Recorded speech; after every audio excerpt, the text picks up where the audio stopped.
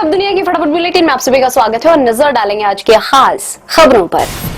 रांची में सोमवार को छात्रों ने पुरानी विधानसभा से नई विधानसभा तक मार्च किया। इस दौरान छात्र बैरिकेड तोड़कर आगे बढ़े और विधानसभा के करीब पहुंच गए। पुलिस ने प्रदर्शनकारियों को रोकने के लिए आंसू गैस के गोले छोड़े और लाठियां भी भाजी। छात्र नेता देवेंद्र महतो पहले एम्बुलेंस और फिर स्ट्रेचर की मदद से छात्रों के कंधों पर सवार होकर मार्च में शामिल हुए। महतो ने कहा, सरकार अराजकता को न्योता क्यों दे रही है, वह ऐसा कुछ ना करे जिससे अराजकता फैले। सीआईडी ने सोमवार को जेपीएससी के पूर्व चेयरमैन एल ख्यांगते को गिरफ्तार कर लिया। ख्यांगते पर परीक्षा का जिम्मा टीडीपीएल को देने का आरोप है, जो कि कंपनी पहले से ही ब्लैक लिस्ट में है। राम मंदिर में कथित चढ़ावा चोरी और प्रदर्शनकारी छात्रों पर पुलिस कार्रवाई के मुद्दों पर संसद बाधित। विपक्षी दलों के सदस्यों के हंगामे के कारण सोमवार को लोकसभा की कार्यवाही 2 बार के स्थगन के बाद दिन भर के लिए स्थगित हुई।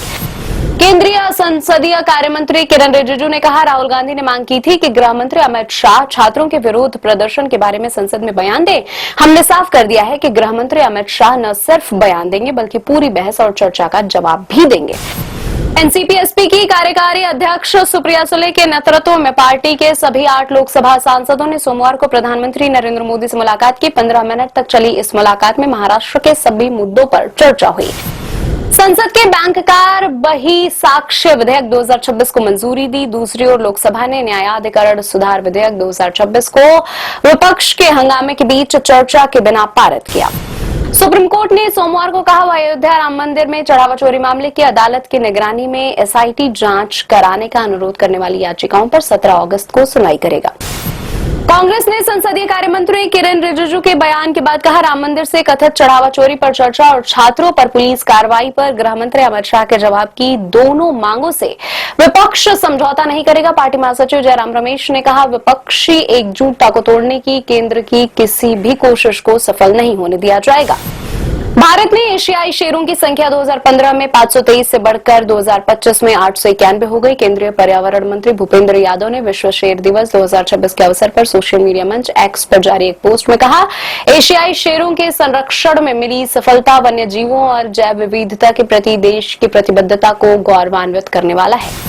मध्य प्रदेश के राजगढ़ जिले में उफनते नाले में एक वाहन के बह जाने से 9 लोगों की मौत हो गई। पुलिस ने बताया, वाहन में 11 लोग सवार।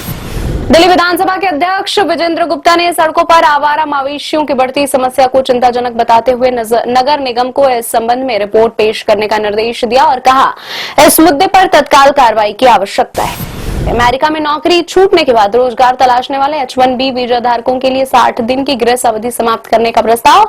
इससे बड़े पैमाने पर लोगों का विस्थापन होगा। खासकर भारत से आने वाले अत्यधिक कुशल पेशेवरों की संख्या में कमी आएगी। अमेरिका के एरिजोना राज्य के टक्सन में प्रेमिका की हत्या के आरोपी 20 वर्षीय भारतीय छात्र को स्वदेश लौटने के लिए विमान में सवार होने से पहले ही जर्मनी में गिरफ्तार कर लिया गया। टक्सन पुलिस ने बताया, पकड़े गए छात्र की पहचान वरुण बाचिगारी के तौर पर हुई है। वह यूनिवर्सिटी ऑफ एरिजोना में बिजनेस एनालिटिक्स का छात्र है। भारत ने संयुक्त राष्ट्र के जिनेवा स्थित कार्यालय यूएनओजी को 5 भारतीय मोर भेंट किए। इसमें एक दुर्लभ सफेद पंखों वाला मोर भी शामिल है। इसके साथ ही भारत ने दशकों पुरानी परंपरा को फिर से जीवित किया है। रूस के उप प्रधानमंत्री मरात खुस्नुलीन ने कहा, हॉर्मुज जलडमरू मध्य और बॉस्फोरस जलडमरू मध्य जैसे रणनीतिक रूप से संवेदनशील समुद्री मार्गों पर निर्भरता कम करने के लिए रूस को हिंद महासागर तक रेल मार्ग बनाने की जरूरत है। भारत ने पुरुष और महिला दोनों वर्ग की व्यक्तिगत स्पर्धाओं में दबदबा बनाते हुए नाइजीरिया के लागोस में चल रही अंडर 23 राष्ट्रमंडल तलवारबाजी चैंपियनशिप में 4 स्वर्ण पदकों सहित 17 पदक जीते हैं। 14 अगस्त तक चलने वाले इस प्रतियोगिता के पहले दिन भारतीय टीम ने 4 स्वर्ण, 4 रजत और 9 कांस्य पदक जीते हैं।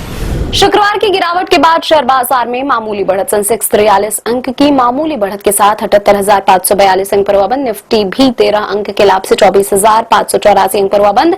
अमेरिकी मुद्रा डॉलर के मुकाबले रुपया 14 पैसे टूटा। स्पाइडरमैन ब्रांड न्यू डे ने भारतीय बॉक्स ऑफिस पर रचा इतिहास। फिल्म ने रविवार तक भारत में 419.80 करोड़ रुपए की नेट कमाई की। भारत में सबसे ज्यादा कमाई करने वाली हॉलीवुड फिल्म बनी स्पाइडरमैन। भारत में 400 करोड़ के नेट बॉक्स ऑफिस क्लब में पहुंचने वाली पहली हॉलीवुड फिल्म भी बनी। फिल्म जोरू का गुलाम के निर्देशक शकील नूरानी पर लगा दुष्कर्म और यौन उत्पीड़न का आरोप। 73 साल के शकील के खिलाफ 33 साल की एक्ट्रेस ने दर्ज कराई एफआईआर। पुलिस ने निर्देशक को किया गिरफ्तार। पीड़िता का आरोप, फिल्म प्रोजेक्ट पर चर्चा के बहाने शकील ने बुलाया था घर। ये थी आज की फटाफट बुलेटिन। ऐसे ही ताजा अपडेट्स के लिए बने रहें हमारे साथ, यानी कि विजिट करें वेब दुनिया पर।